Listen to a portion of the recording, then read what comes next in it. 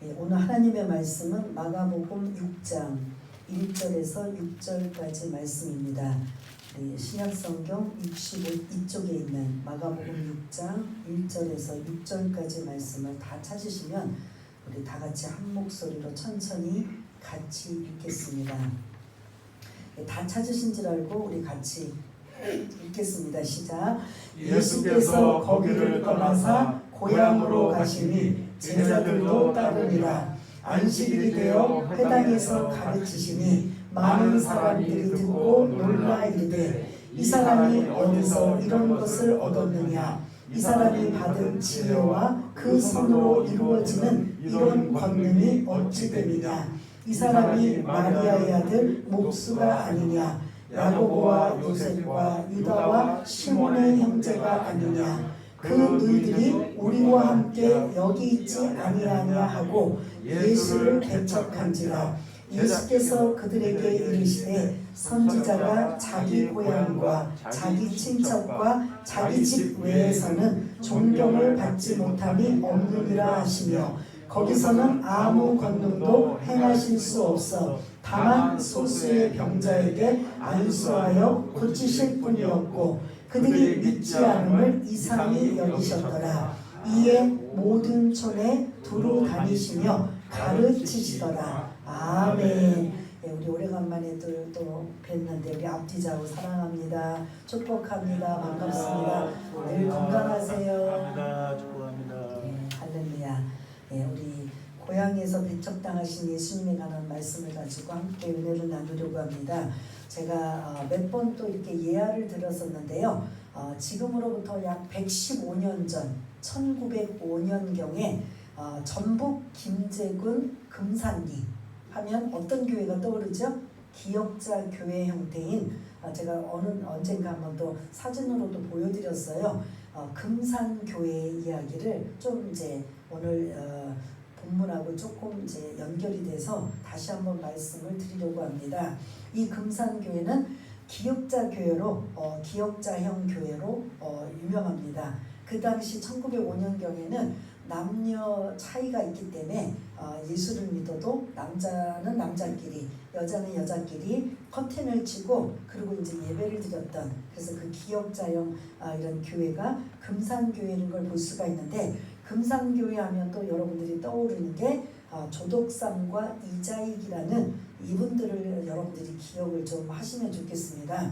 이 금산 그 교회에 그 부자인 조덕삼이라는 사람이 살고 있고 그 다음에 그 조덕삼이라는 그 집에 머슴으로 이자익이라는 사람이 경상도 사람이에요. 근데 지금 여기는 어디라고 했어요? 금산교회는 전라도예요. 전라도 지역에 어떻게 이제 떠돌다가 이 지역까지 와서 경상도 사람이 이 조덕삼이라는 집에 머슴으로 이제 함께 살다가 이 선교사들의 이제 복음을 받아서 함께 예수를 믿게 되는 거예요. 그 집에서는 주인과 머슴이 구분되어 있지만 교회 와서는 어떻게 될 것 같아요? 모두가 동등한 거예요. 이렇게 신앙생활하다가 이 마부인 머슴 이자익이라는 사람이 신앙이 좋고 그리고 주인 조덕삼이라는 사람도 신앙이 좋다 보니까 장로 선출을 이제 이 두 사람들이 다 올라간 거예요. 후보지로. 그 대부분의 사람들은 누구를 뽑아야 될까요? 예? 예? 조덕삼은 주인이고 머슴은 이자익이에요. 누굴 것 같아요? 이게 이제 우리의 편견인 거예요. 교회 안에서 아마 신앙이 좋은 사람, 그래서 이 장로로 선출된 사람은 조덕삼이 아니라 이자익이 된 거예요.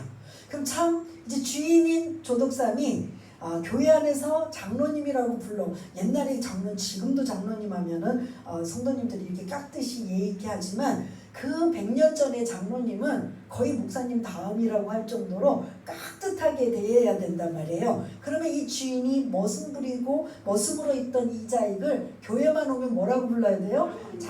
장로님하고 불러야 되기 때문에 인격이 제대로 갖춰지지 않았다면 이게 웬만한 사람 같으면 이게 될까요? 안 될까요? 안 된다는 거죠. 그런데 이 조덕삼이라는 사람도 참 대단한 인격자고 믿음이 신실한 사람이다 보니까 장로님으로 아주 깍듯이 그런 내가 주인인데 그리고 나는 누군데라는 이런 것을 가지지 않고 깍듯이 장로님으로 이제 섬기고 있는 걸 볼 수가 있고, 더 나아가서는 이 조덕삼이라는 이분도 나중에는 이제 장로로 이제 추대가 되었는데, 이 머슴 출신이 이자익이 장로가 되었잖아요. 얼마나 믿음이 좋았느냐면 신학교를 보내는데 뒤에서 이 조덕삼 장로가 다 후원해 줄 정도의 이런 걸 볼 수가 있습니다.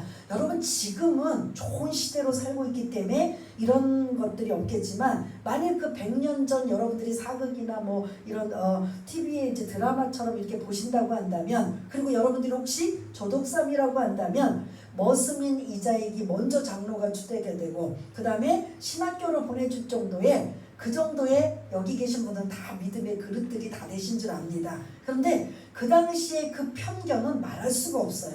그 당시에 이 편견은 뭐냐면 이자익은 머슴이란 말이에요. 주인과 머슴, 종의 이런 편견은 있을까요, 없을까요? 굉장히 심한 거죠. 그 다음에 지역색도 심할 수밖에 없어요. 어디와 어디?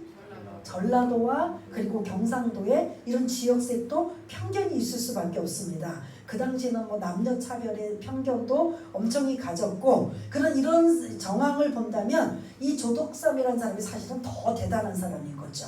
자기가 주인이고 그 다음에 머슴으로 종으로 부리고 있는 이자익을 장로가 먼저 추대되었어도 전혀 분개하지 아니하고 분노하지 아니하고 오히려 잘 섬기고 오히려 신학할 수 있도록 밀어줄 수 있는 이 정도라면, 그 당시에 그 편견들을 깨부순 그런 어떻게 보면 선두자라고 할 수 있는 게 바로 이 조덕삼이라는 이러한 사람. 그래서 이 금산교회는 선교지라고도 볼 수 있을 정도로 굉장히 유명한 지역이, 저도 한번 언제 그 김제 쪽에 한번 가보면 그 금산교회를 한번 좀 꼭 방문해서 실제로 이제 이렇게 계속 예화만 드렸지만 한번 보고 싶은 마음이 간절한데, 우리나라도 이렇게 다니다 보면 강화도 뭐 김제 어디 보면 선교지가 굉장히 많아요.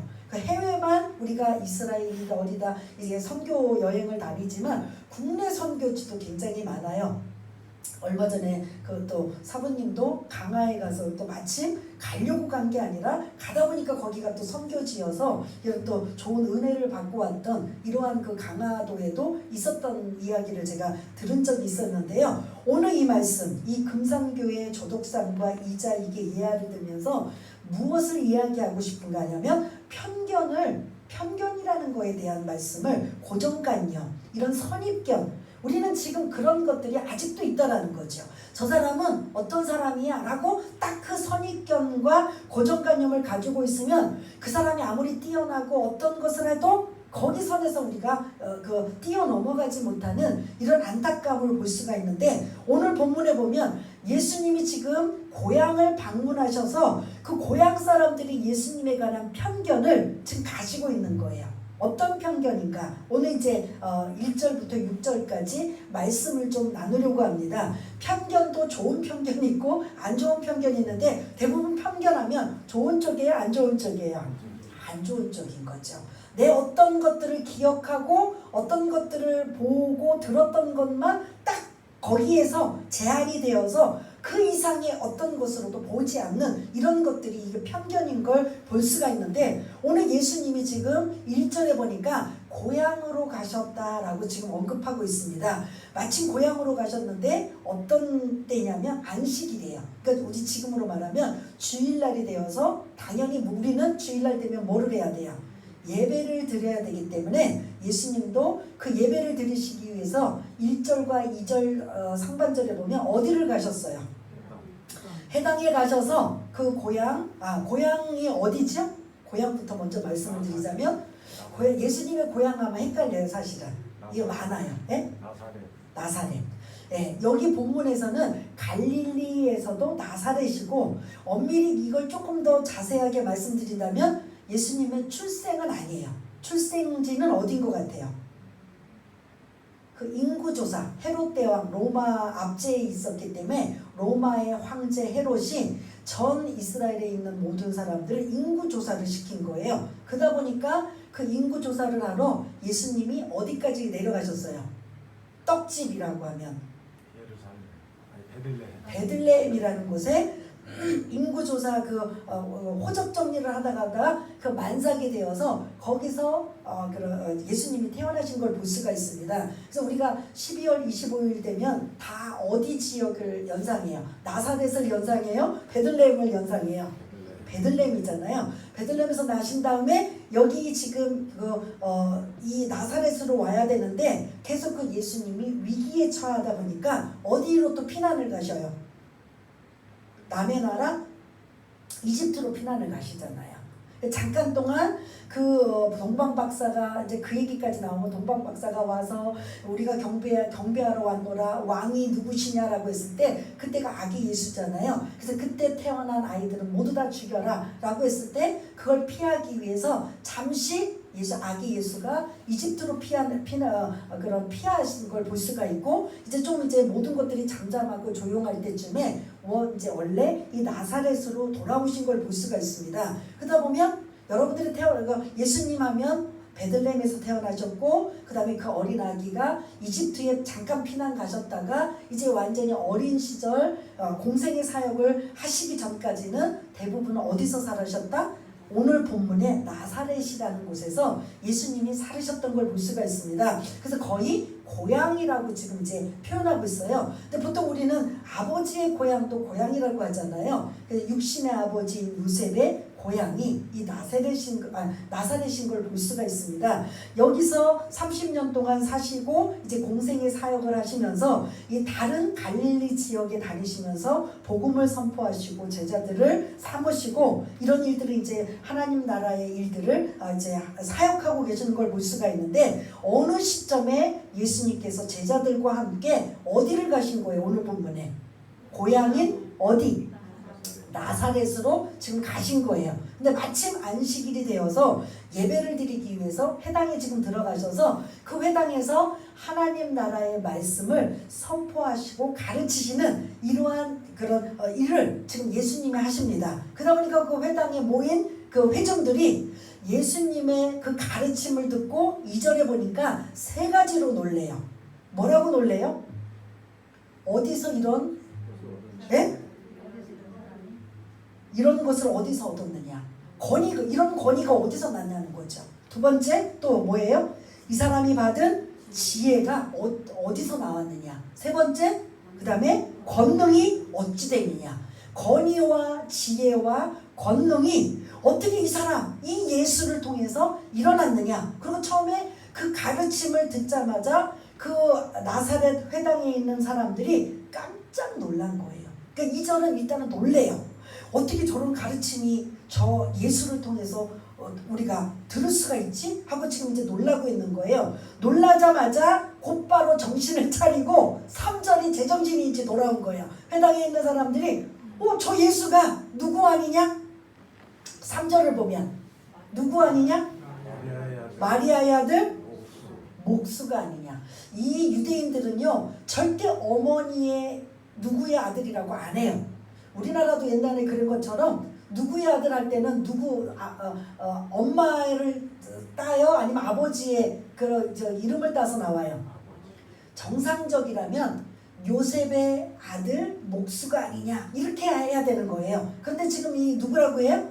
마리아의 아들 목수가 아니냐라는 이런 비아냥거리고 모욕하는 이런 마리아의 아들이라는 것도 모욕하는 거고요. 목수라는 것도 모욕하고 있는 이런 그런 용어예요. 2절에 하나님의 그 가르침을 듣자마자 일단은 2절에 놀랬어요. 어디서 이런 권위가, 어디서 이런 지혜가, 어디서 이런 권능이 나타날 수 있느냐? 이거는 목수 출신 목수로서는 전혀 나올 수 없다라는 거죠. 그래서 놀라다가 이 사람들이 정신을 바짝 차리고 그 편견과 선입견으로 예수님을 지금 보고 있는데 그들이 알고 있는 그 예수님의 첫 번째 3절의 질문이 이 예수는 누구냐고요? 마리아의 아들 목수가 아니냐. 차라리 요셉의 아들 목수가 아니냐. 이러면 이거 뭐 이것도 모욕적이지만 이거 덜 모욕적인 거예요. 근데 마리아의 아들 목수가 아니냐라고 한다면 이제 학자들은 추정합니다. 이 당시에는 이미 육신의 아버지인 요셉은 세상을 떠난 상황이고, 그 다음에 이 고향 사람들은 여러분들이 이제 성경을 다 더듬어 보면 육신의 어머니인 마리아와 요셉이 정혼을 해서 결혼식을 이루기 전에 마리아가 어떤 상태가 있었어요? 임신한 상태예요. 그런데 진짜 그 약혼자인 요셉의 아이를 가진 게 아니라 우리는 알고 있는 마리아가 어떻게 잉태한 거예요? 어떻게 아이를 가진 거예요? 성령으로. 우리가 사도신경에 고백한 것처럼 성령으로 잉태하였기 때문에 고향 사람들은 이 아이가 요셉의 아이가 아니다 기다 알 수 있을까요? 모를까요? 알 수 있는 거예요. 이 나사렛이라는 마을이 약 200명 정도의 마을, 그 가구 수는 약 50가구 정도, 그리고 이 인구는 약 200명, 뭐 많게는 한 500명이라고 하는데, 여러분이 한 마을에서 오랫동안 같이 살면 더군다나 한 50가구 정도면 그 집에 무슨 일이 일어났는지 알 수 있어요, 없어요? 예? 그 집에 숟가락이 몇 개인지, 그 집에 무슨 일이 일어났는지, 그런 상황에 정원한 마리아가 임신한 상태란 말이에요. 결혼하지 않고 약혼한 상태에서. 이러다 보면 마을 사람들이 서서히 배가 불러오는데 알아요? 몰라요? 오죽하면 그런 상황에 아이를 가지면 돌에 맞아 죽어도 이거는 율법으로 하나 그런 어긋남이 없지만 천사가 요셉의 꿈에 나타나서 이 아이는 이렇게 해서 임신한 거다. 그래서 성령으로 잉태됨을 언급하고 있는 이런 이야기가 나오잖아요. 그러면 이 마리아의 아들 목수가 아니냐라는 말은 지금 여러분들한테 선 지식으로 말씀드린 것처럼 요셉의 아들이라는 거예요? 아니라는 거예요? 아니라는 소리예요.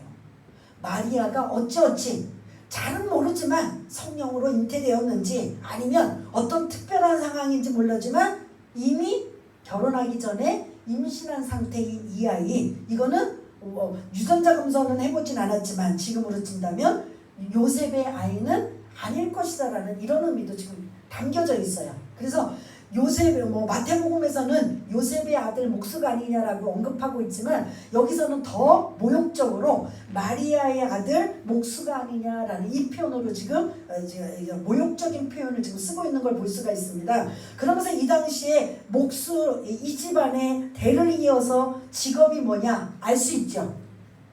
예수님의 육신의 집안에 대를 이어오는 직업이 뭐다? 목수라는 거예요. 우리도 공감하잖아요. 농사를 짓는 사람들 우리 옛날에 보면은 계속 자녀들도 농사를 짓고, 지금이야 이제 뭐 산업혁명이 일어나고 시대가 좋아졌으니까 부모들이 고생하고 힘들었던 건 안 시키고 성공시키기 위해서 공부해라, 뭐 딴 거 해라, 출세하라. 지금은 그렇게 바뀌었지만 100년 전 아니면 2000년 전에 이 유대인들의 사회에도 어떤 일반적인 게 뭐냐면 부모가 했던 직업을 자녀들이 물려받는 거예요. 그러면 이 부모 요셉이 목수로 있었다면 어린 시절에 예수님도 그 아버지를 도와서 무슨 일을 했어요? 목수 일을 한 거예요. 근데 동네 사람들의 선입견과 편견은 목수 출신이 우리가 봐도 배움도 짧고 특별한 게 없는데 어디서 2절과 같은 권위와 지혜와 권능이, 마치 이 당시에 이 권위와 지혜와 권능은 누구에게나 해당할 수 있느냐면 선지자들에게만 해당되는 용어를 지금 쓰고 있는 거예요. 어떻게 목수 출신인 이 예수가, 우리가 늘 어린 시절을 다 봐왔는데 이런 선지자가 할 수 있는 권위와 지혜와 권능을 행할 수 있느냐, 이런 지금 질문을 지금 이 고향 사람들이 지금 하고 있으면서 예수님의 편견을 가지고 모욕적인 언어를 지금 하고 있는 걸 볼 수가 있습니다. 그러면서 그 두 번째 나오죠. 예수님의 그 형제들이 등장하죠. 형제들이 등장하고, 그리고 그 외 누이들도 우리와 함께 이 마을에서 살고 있는, 우리가 너무나 이 예수를 잘 알고 있는데 어떻게 이 목수 출신이 이 예수가 권위와 지혜와 권능이 뛰어나서 우리들에게 이렇게 하나님의 나라의 말씀을 가르칠 수가 있느냐. 첫 번째 이전은 놀래고, 그 다음에 제정신이 돌아와서 그들의 편견과 선입견과 고정관념으로 예수를 3절에 어떤 의미로 지금 표현해요? 예수를 배척하고 모욕하는 지금 언사를 하고 있는 걸 볼 수가 있습니다. 요 말 뜻은 조금 전에 말씀드린 것처럼 요셉의 친아들이 아니지 않느냐. 그래서 그 마리아의 아들 이게 모욕적인 그런 언사를 하고, 또 하나는 그 당시에 몫이라면 네가 장남이잖아. 서열로 봐서는 예수가 그 당시 지금 장남이거든요. 그 당시에 그런 일반적인 삶은 아버지의 직업을 물려받아서 가족을 부양하고 가정을 꾸리고 율법을 지키며 사는 게 일반적으로 평범한 사람들의 모습이에요. 그런데 고향 사람들이 예수님을 보기에는 이 평범한 삶을 살아요? 안 살아요? 안 사는 거죠. 고향 사람들의 그런 생각은 너는 너의 아버지가 목수였기 때문에 너도 목수의 일을 그냥 이어받아서 네가 장남이잖아. 가족을 다 부양하고 책임지고 편안하게 먹고 살게 하고 그 다음에 사회적으로 율법을 종교적으로 잘 지켜서 사는 이 모습이 대부분의 사람들이 그렇게 산단 말이에요. 근데 왜 너는 그렇게 안 살아? 너는 왜 특별하게 살아? 네가 뭔데? 네가 뭔데 선지자의 모습처럼 살아? 그게 2절이에요. 권위와 지혜와 권능. 너에게 이 목수 출신인 너에게 어디서 이런 것들이 나타나느냐? 이거 자체는 지금 그를 예수를 인정한다는 소리에 인정하지 않는다는 소리예요. 놀라기는 하지만 인정하지 않는다는 소리죠. 이제 교회가 막 역사가 막 100년 되고 200년 된 이제 우리나라도 이제 오래된 200년까지 죄송합니다. 100년 되고 막 50년 이상 된 이런 교회에서 권사님들이나 장로님들이나 오랫동안 신앙생활하다 보면 아이들이 자라나고 성장해서 신학교를 가는 자녀들이 있어요. 목사님들의 자녀들이든 권사님이나 뭐 장로님의 자녀들이든 이 아이들이 신학교를 갔다가 이제 전도사가 되고 그러면 그 어르신들이 이 전도사를 뭐라고 어떻게 부를 것 같아요? 전도사님 하고 깍듯이 할 것 같아요? 아니면 코 올리게 개구장이 때부터 그냥 봤기 때문에 말투가 어떨 것 같아요?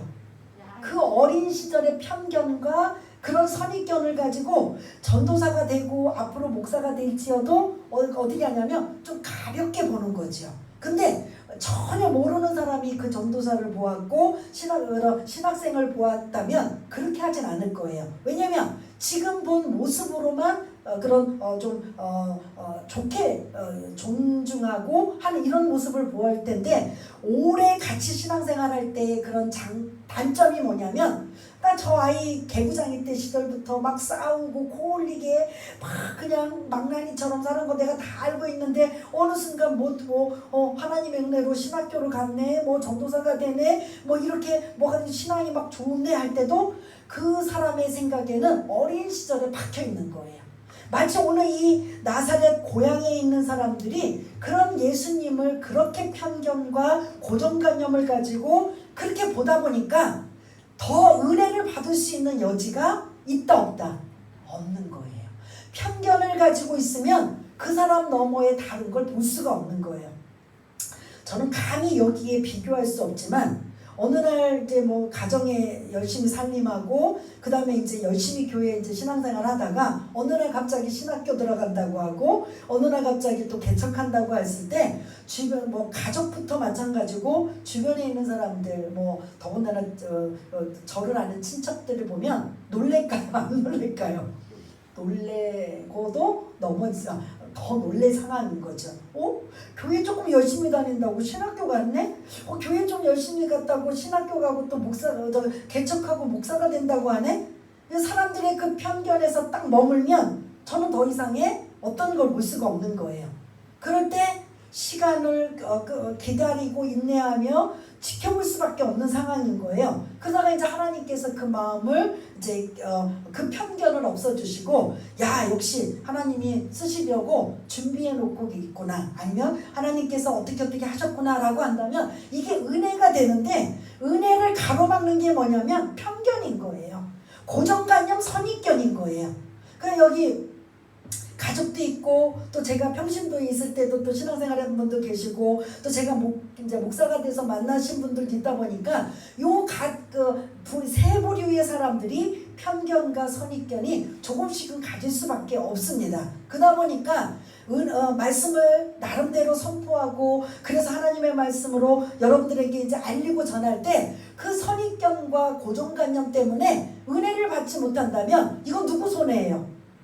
자기네들의 손해인 거죠. 여기 안에 계신 분들도 사실은 그럴 수 있어요. 지금은 없겠지만 이전에 이제 제가 처음 개척하고 뭐 목사 안수 받고 이제 막 시작할 때도 어떻게 저 사람이 저기 설 수 있을까? 저도 놀랬으니까요. 그러면 다른 사람들도 충분히 놀랄 수 있는 상황인 거죠. 그런 편견과 선입견과 고정관념을 우리는 늘 가지고 있는 거예요. 그렇다고 저도 어떤 대상을 가졌을 때 그런 고정관념이나 선입견도 사실은 가질 수가 있는데 그런 상황에 고향 사람들은 은혜 받을 준비가 되어 있다 안 있다? 못 받는 거예요. 그러다 보니까 예수님이 4절에 그들이 언급했던 야 목수 아들이고 목수 출신의 집안이라면 그 목수로 이어가서 그냥 집안 대대로 그냥 가족 부양하고 그냥 편안하게 그냥 무난하게 살면 되지 뭐 네가 누군데 뭔데 이런 권위와 지혜와 권능이 도대체 어디서 나서 이런 일을 할 수가 있느냐 놀래기는 했지만 곧바로 제정신이 돌아와 이 편견을 가지고 있는 모습 그럴 때 지금 예수님이 4절에 어떤 단어를 써요? 4절을 딱 보시면 어떤 단어를 쓰죠? 예수님 자신이 그 이야기를 듣고 씁쓸하시고 좀 속상하시겠죠. 그러면서 자신을 뭐라고 표현해요? 네? 선지자라고 표현하고 있잖아요. 고향 사람들은 예수님을 아직도 뭐 떠나가서 이제 잠시 동안 이제 못 보다가 다시 봤지만 고향 사람들은 예수님을 무슨 일하는 사람으로 예수님을 좀 기억하고 있어요. 목수로 기억해요. 근데 예수님은 그거를 4절에 뭘로 바꿔요? 너희들이 나를 권위가 있고 지혜가 있고 권능으로 알고 있다면 나는 그거는 선지자가 하는 일이거예요. 우리가 성경을 볼 때도 그러잖아요. 제사장 집안의 자녀들은 또 뭐가 돼요? 제사장이 돼요.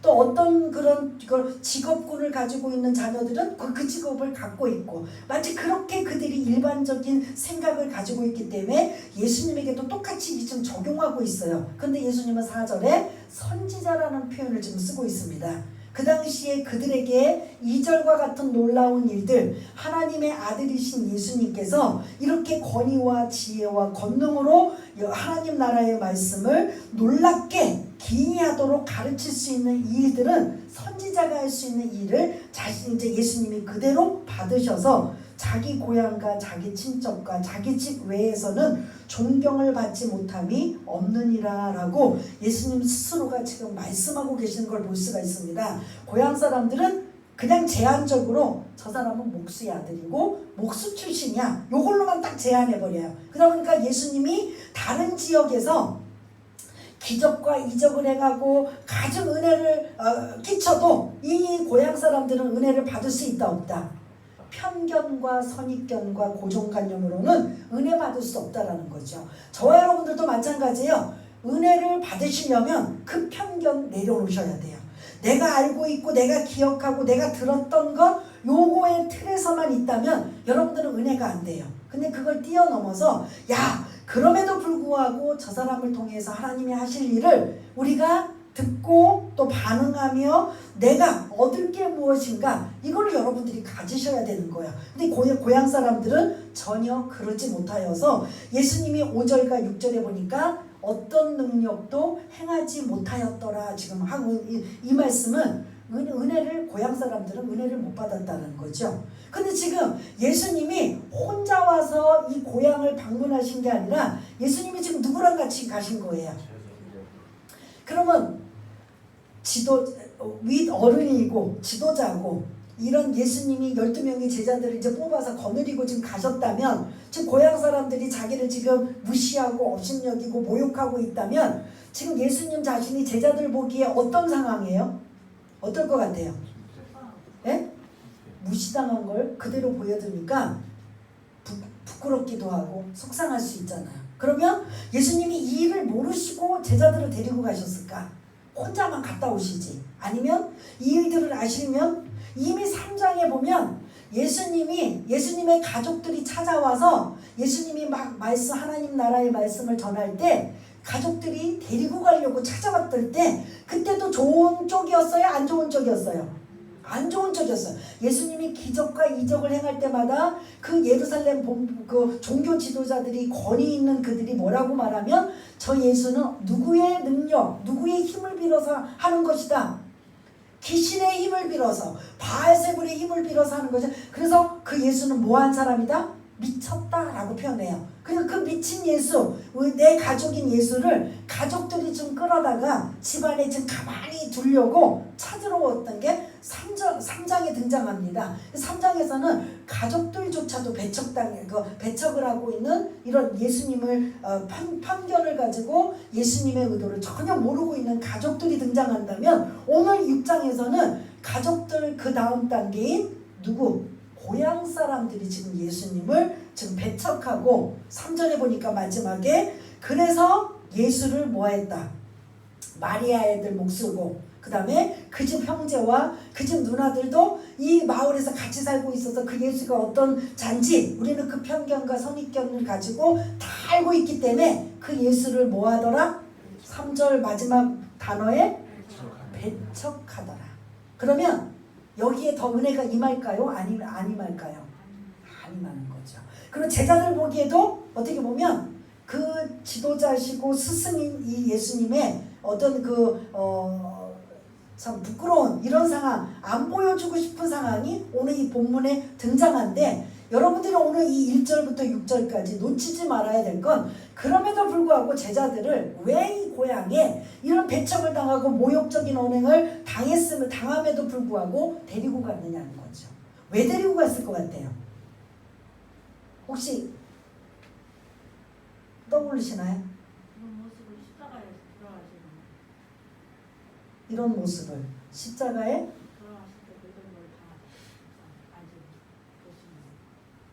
조금 더 다른 분들은 혹시 어떤 생각하시나? 왜 이런 상황을 예수님이 모를 리가 없는데 꼭 이 상황을 꼭 알려주고 보여주고 싶은 꼭 시청각 교육이라도 하시는 것처럼 제자들을 지금 여기를 고향을 함께 가셨단 말이에요. 이미 가족들에게도 배척을 당한 상황인데 고향 사람들이라고 다른 상황이 아니고 오늘 본문을 보니까 2절과 3절을 보니까 똑같은 이런 상황이에요. 배척을 당하는. 그런데 이거를 알고 계시는 예수님은 굳이 12명의 제자를 뽑으시고 이 고향을 왜 가셨을까? 혹시 다른 분들은 어떤 생각을 하고 계셔요? 그럼 전도할 때 이런 걸 당하는 거. 그렇죠. 이게 오늘 우리가 다음 주에 나눌 제자들을 이제 12명을 파송하잖아요. 할 때 스승인 나도 가족들 앞에서 고향 사람들 앞에서 뭘 당했다? 배척을 당한다는 거죠. 십자가는 여러분들이 우리가 실패하고 어려움을 당하고 고난을 당하고 많은 수많은 이러한 환난을 당해도 십자가 뒤를 따라가는 게 뭐냐면 예수님이 그 앞길을 다 뭐 하셨어요? 가셨기 때문에 우리는 그 뒤를 따라가기만 하면 되는 거예요. 이제 예수님이 12명의 제자를 뽑으신 다음에 이제 그런 육의 양식만 먹고 살 수가 없고 생명의 양식, 영의 양식을 먹고 살아야 되는 이들에게 각자 2명씩 짝을 지어 복음을 전할 때 다들 기다렸다는 듯이 받아들일까요? 옥토밭이 될까요? 아니라는 거죠. 어떤 이는 가시떨기밭이 되고 어떤 이는 돌짝밭이 되고 어떤 이는 또 어떤 밭이 있어요? 예?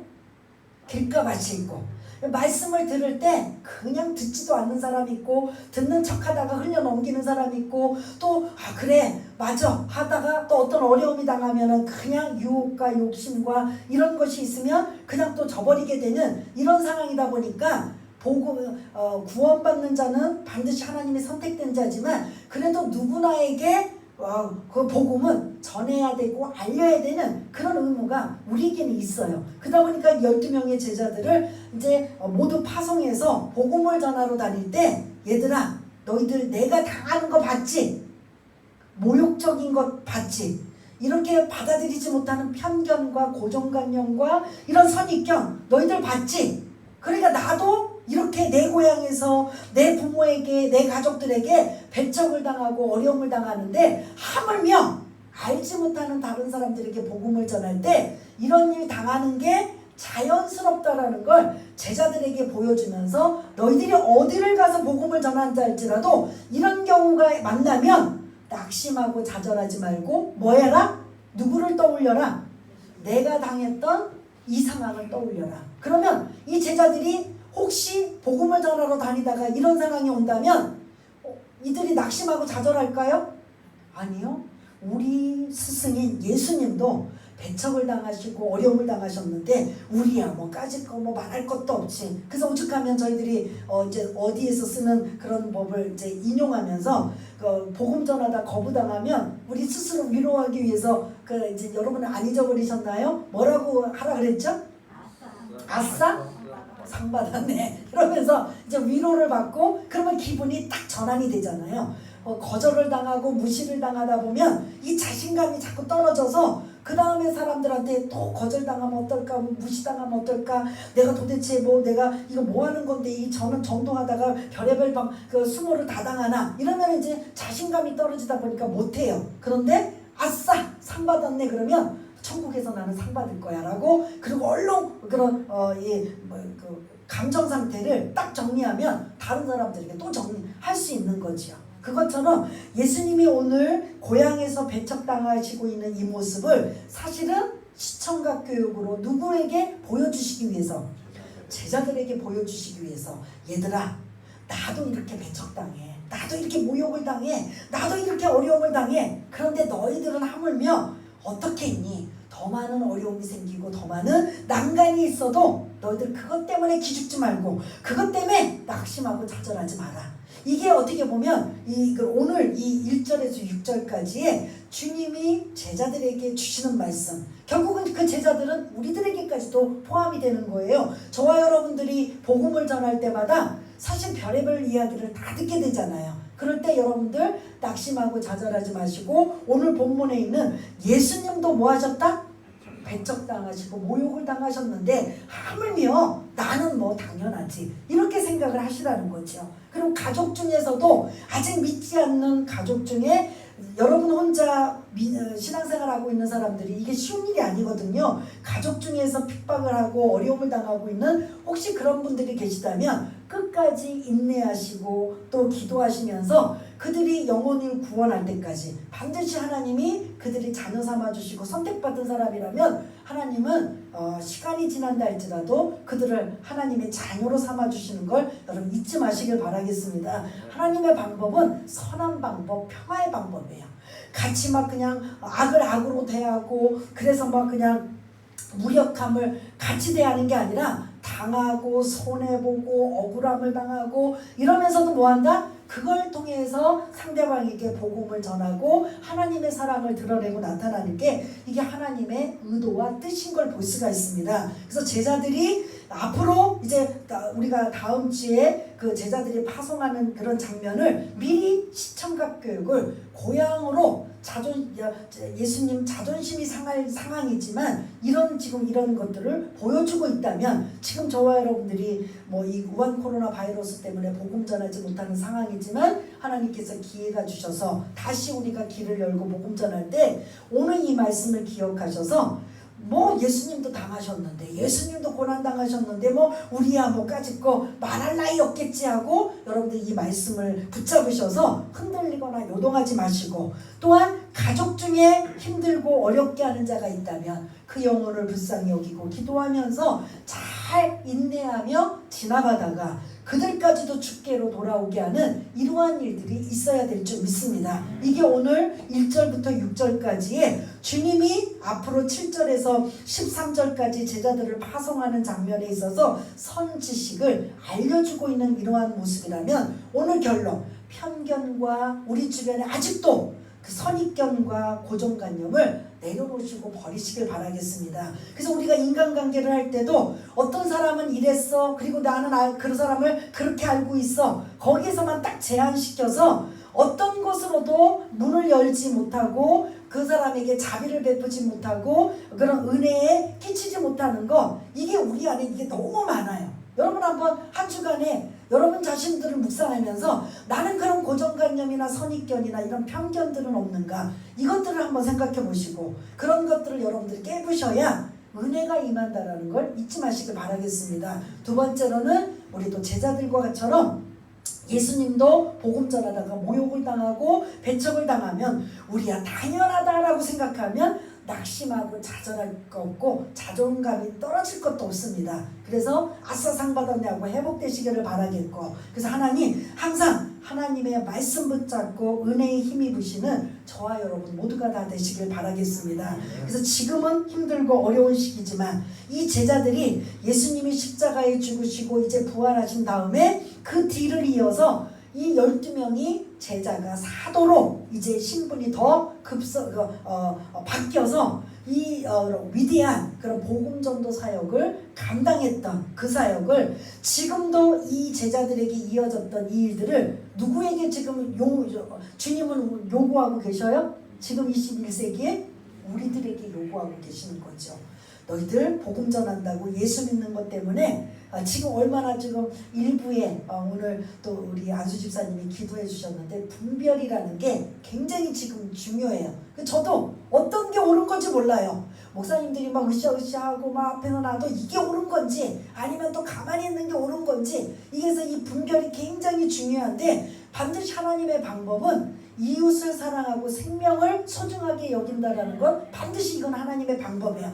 이것이 잘못 가고 있고 변질되어 있다면 이건 하나님의 뜻하고 상관없는 이러한 모습, 그래서 정치적인 모습이 정치적인 색깔이 너무 드러나고 있다면 잘못되어 있기 때문에 여러분들이 기도하시면서 이 분별을 잘 하셔야 될 줄 믿습니다. 어느 길이 옳은 건지 잘못되어 있는지를 오늘 기도해 주신 것처럼 분별함을 가지셔서 지금은 어떻게 됐든 말씀과 기도로 여러분들이 개인 영적으로 무장하시고 수양하시면서 좋은 시절이 올 때 열당하고 마음껏 우리가 갇혀있고 그냥 답답했던 그 시간들을 자유롭게 마음껏 하나님의 영광을 올릴 수 있는 그 시간까지 더 말씀으로 무장하시고 기도로 무장하시는 저와 여러분 모두가 다 되시기를 바라겠습니다.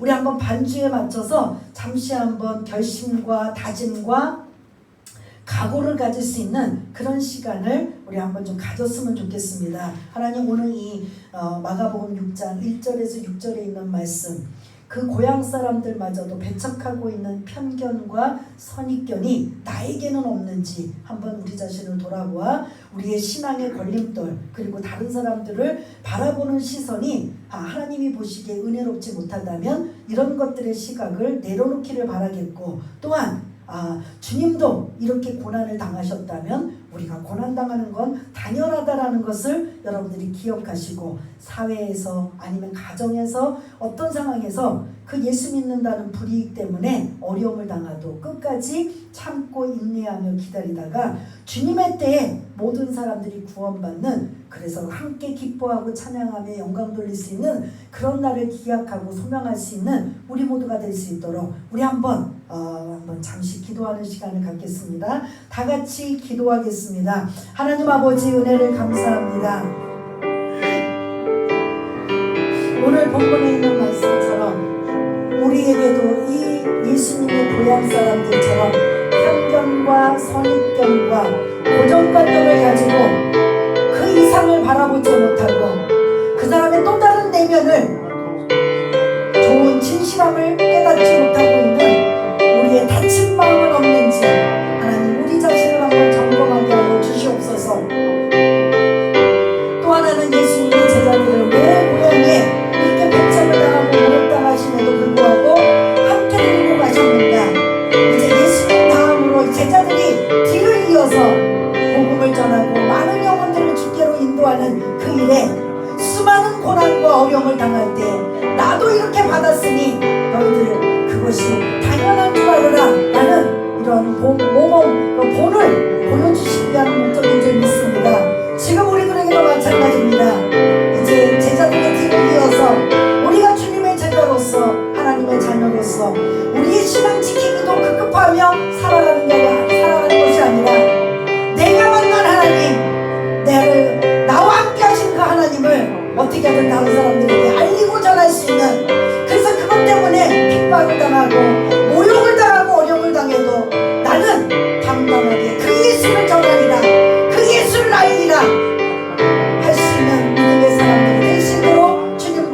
주시옵소서. 믿음이 없이는 하나님을 기쁘시게 할 수 없다고 했습니다. 하나님 저희들에게 오늘 이 말씀 붙잡고 흔들리지 않는 그 믿음을 저희들에게 허락하여 주시옵소서.